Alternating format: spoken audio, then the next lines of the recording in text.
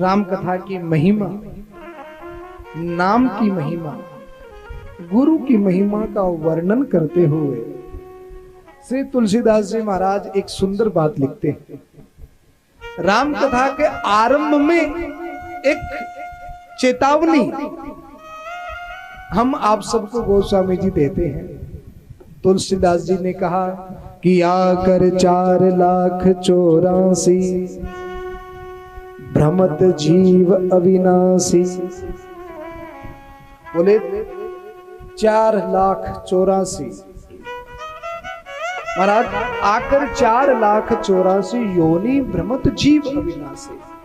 83,99,999 योनियों में भटकने के बाद, माताओं गिनती याद रखना, 83,99,999 योनियों में भटकने के बाद ये मनुष्य शरीर प्राप्त होता है। कितनी कितनी योनियों में, कभी कुत्ता, कभी बिल्ली, कभी घोड़ा, कभी कीट पतंग मच्छर, अनेक अनेक योनियों में भटकने के बाद कब की करी करुणा नर देहि। भगवान ने करुणा करी, कृपा करी, और कृपा करके भगवान ने मनुष्य जीवन प्रदान किया।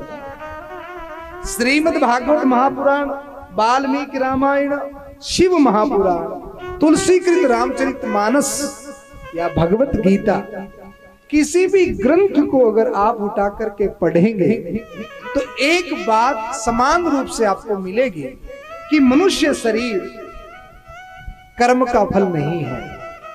तो बोले मनुष्य जीवन परमात्मा की कृपा का फल है। जब भगवान हम आप सबके ऊपर कृपा करता है कि कब से ये जीव भटक रहा है और क्यों न मैं इसके ऊपर कृपा करके एक ऐसा अवसर इसको प्रदान करूं कि ये भजन करके मुझ परमात्मा को प्राप्त कर ले। और उसी भाव के साथ भगवान कृपा करके हमको मनुष्य शरीर प्रदान करता है। अब विचारणीय बात यह है कि भगवान ने हमको कुत्ता नहीं बनाया, भगवान ने हमको बैल नहीं बनाया, भगवान ने हमको ऊंट नहीं बनाया।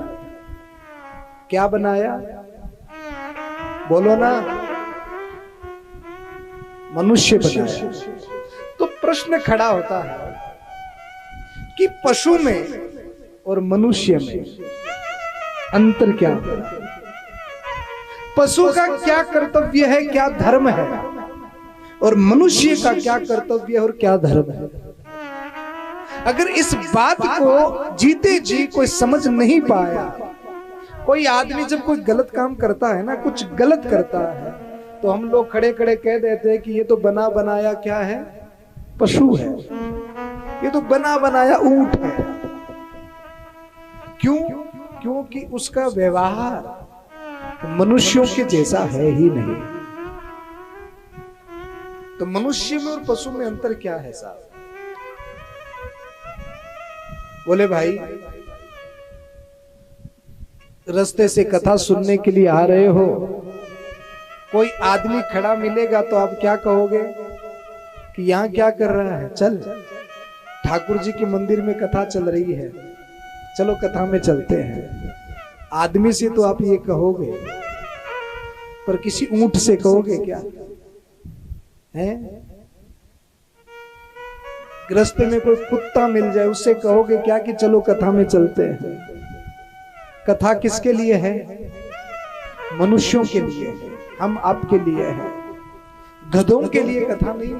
और सही मायने में गधे कथा में आते ही नहीं।